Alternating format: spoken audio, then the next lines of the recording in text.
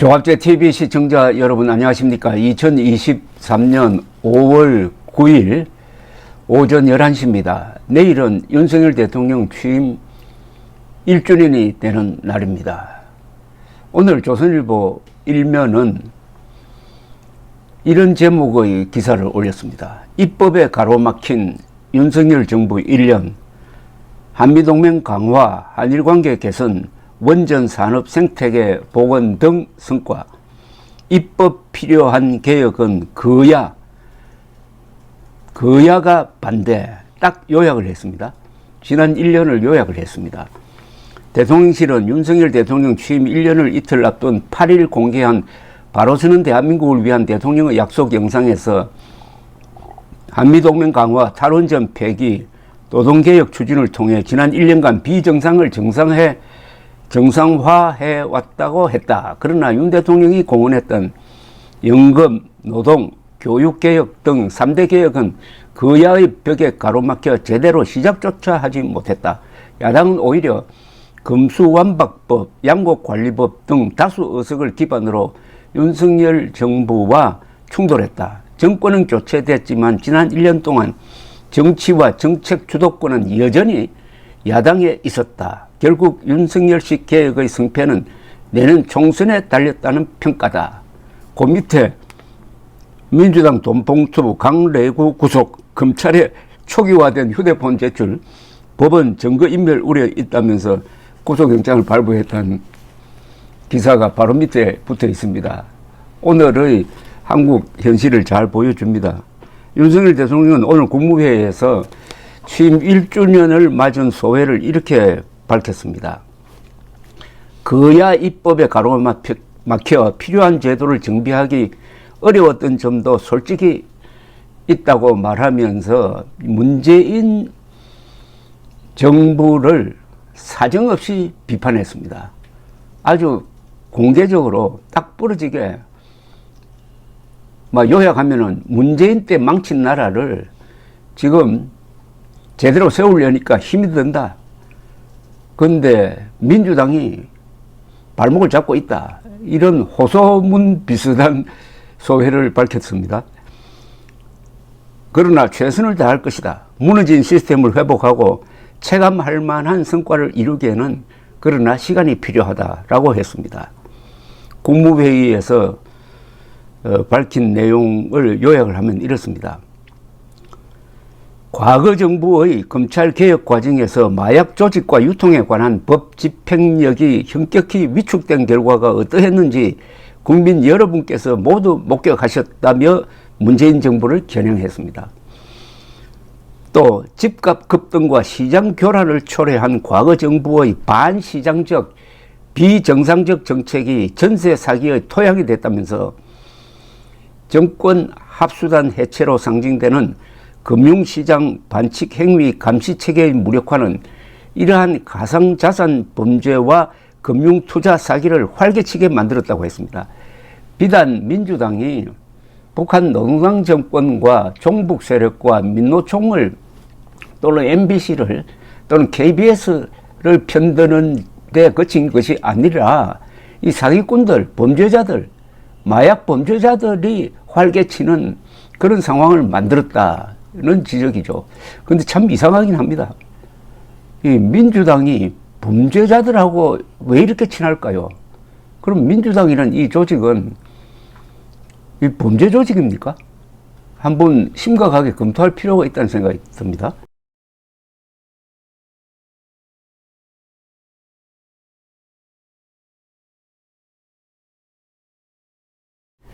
윤 대통령은 힘에 의한 평화가 아닌 적의 선의에 기대는 가짜 평화와 마찬가지로 범죄자의 선의에 기대는 감시 적발 시스템 무력화는 수많은 사회적 약자를 절망의 늪으로 밀어 넣어버린 것이라고 했습니다.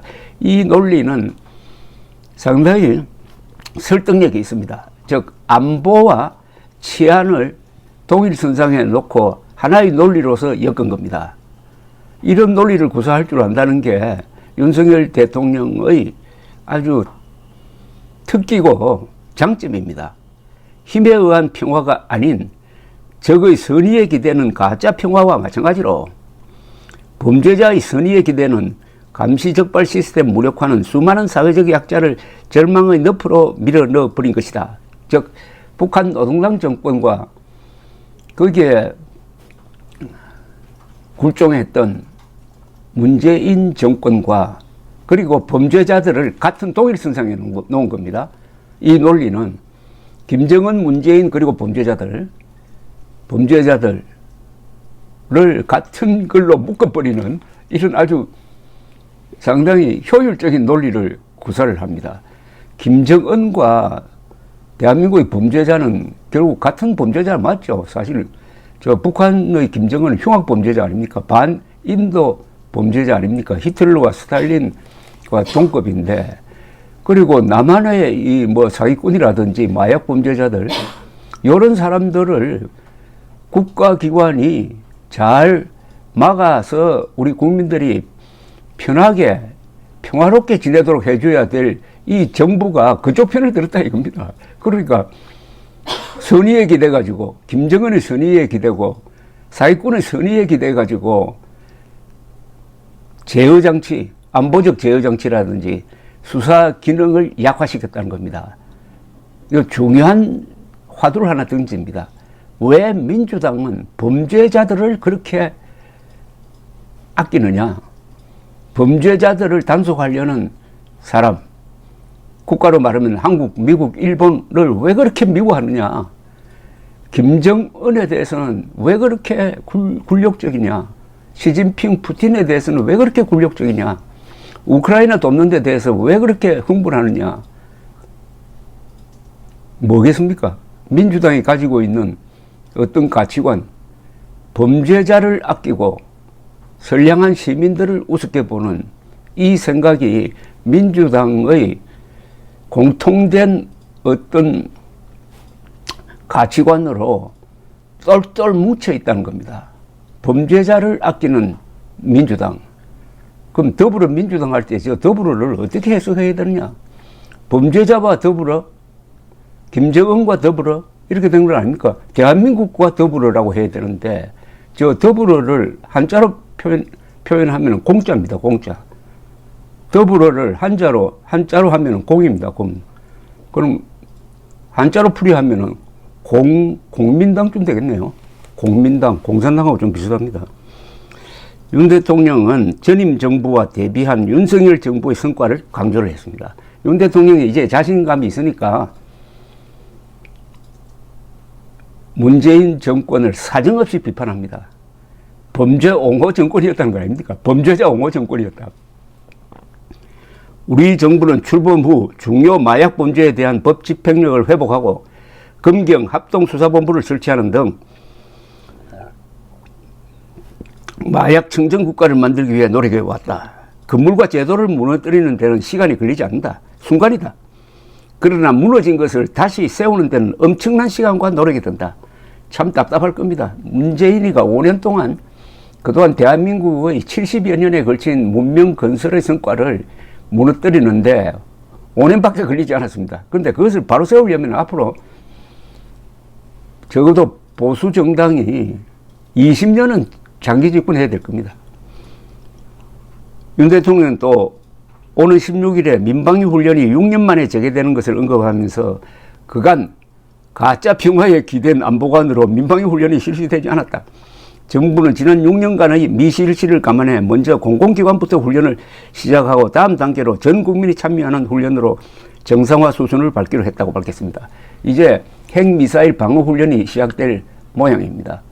기억이 생생합니다. 문재인 정부 때 왜 핵미사일 방어 훈련 하지 않느냐고 물으니까 담당 장관이 한다는 이야기가 그렇게 하면 국민들이 불안해함으로 안 합니다라고 했어요. 그게 맞습니까? 국민들은 훈련을 해야 불안하지 않지.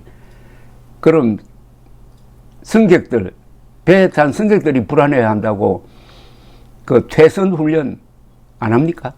퇴선 훈련 해야, 대피할 때는 어디에 가서 구명복을 입는다든지 어디에 구명정이 있다든지 이런 걸 알아야 안심하고 배를 탈 것 아닙니까?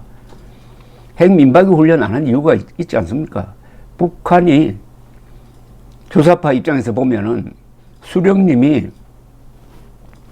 핵무기를 만드셨는데 그 핵무기를 사용할 때 어떻게 감히 우리가 막을 생각을 하느냐. 쏘면은 곱게 맞아 죽어야지. 그런 심리 아닙니까? 그것 아니면 어떻게 국민들이 불안해함으로 핵미사일 훈련 안 한다는 이야기를 할 수 있습니까? 지난 1년 돌아보면은 윤석열 대통령 참 잘했습니다. 제가 점수를 매긴다면 90점입니다. 90점. 안보 외교를 잘한다는 게 대통령으로서 할 수 있는 일의 최고 수준의 노력입니다. 경제 잘못되면 회복할 수 있습니다. 안보 잘못되면 나라가 없어져 버리지 않습니까? 그 분야에서 지금 동분서주 하면서 한미일 동맹을 제대로 가동시킬 수 있도록 해놓은 거, 이거 하나만 가지고도 60점입니다. 그 다음에 법치를 위한 노력, 그리고 지금 성공은 못했지만은 노동, 교육 등 개혁을 위한 노력. 그런데도 국회에서는 민주당이 사실상 집권당처럼 행세하고 있습니다.